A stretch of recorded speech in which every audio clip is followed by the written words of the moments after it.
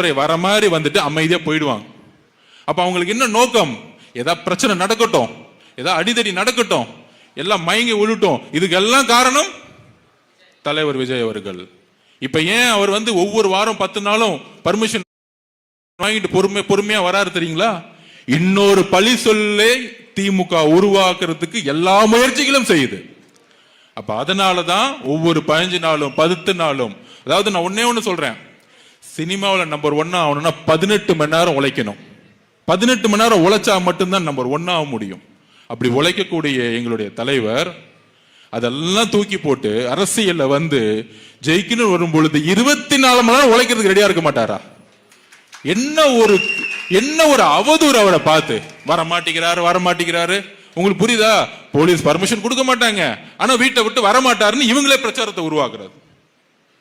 இதுதான் அவதூறு. அப்ப மக்களுடைய பாதுகாப்புக்கு நம்ம கரெக்டா போலீஸ் பர்மிஷன் வாங்கி கடைசியில் என்ன பண்ணிட்டோம்? ஒரு ஷெட்டை போட்டு வெறும் 4900 பேர். ஏன் பர்மிஷன் வாங்குறோம்னா அந்த எஸ்ஓபியை ஸ்டே ஆர்டர் கேட்டிருக்கோம் ஹைகோர்ட்ல. அந்த எஸ்ஓபி படி நம்ம போனா பழி நம்ம மேல போட்டுருவாங்க. இப்ப இன்னைக்கு அந்த மாதிரி நிர்வாகிகள் கூட்டம் போட்டு மக்கள்ல பார்க்க முடியாத அளவுக்கு இன்னைக்கு காவல்துறை அப்படி ஒரு விஷயத்தை யாரு உருவாக்குறா? காவல்துறை மேல தப்பு கிடையாது. முதலமைச்சரா இருக்கக்கூடிய உள்துறை அமைச்சரா இருக்கக்கூடிய மு.க. ஸ்டாலின் அவர்கள் அப்படி நினைக்கிறாங்க. மு.க. ஸ்டாலின் ஏன் அப்படி நினைக்கணும்? ஏன்னா தன்னுடைய மகனுக்கு அடுத்த பட்டாபிஷேகம் பண்ணணும்னா இது குறுக்க நிக்கிறது யாரு? நாளை உதயநிதி அவர்கள் முதலமைச்சர் குறுக்க நிக்கிறது யாரு? ஸ்டாலின் அவர்கள் 75 வயசு ஆயிருச்சு, இந்த எலெக்ஷன்ல காணா போயிடுவாரு. ஆனால் தடங்கள நிக்கிறது யாரு? இபிஎஸ் அவர்களா? மக்கள் இபிஎஸ் அவர்களை மறந்து ரொம்ப நாள் ஆச்சு. இப்ப கூட ஏதோ 10,000 ரூபாய் அனௌன்ஸ் பண்ணாராம்.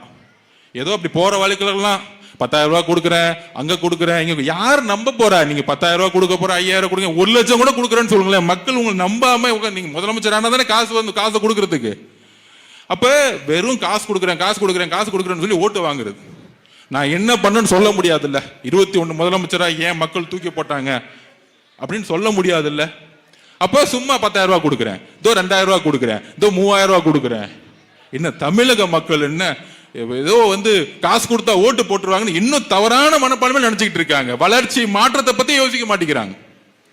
அப்ப இன்னைக்கு இபிஎஸ் அவர்கள் காணா போயிட்டார், தொண்டர்கள் இங்க வந்துட்டாங்க. அப்ப திமுக இருக்கக்கூடிய ஒரே என்னது?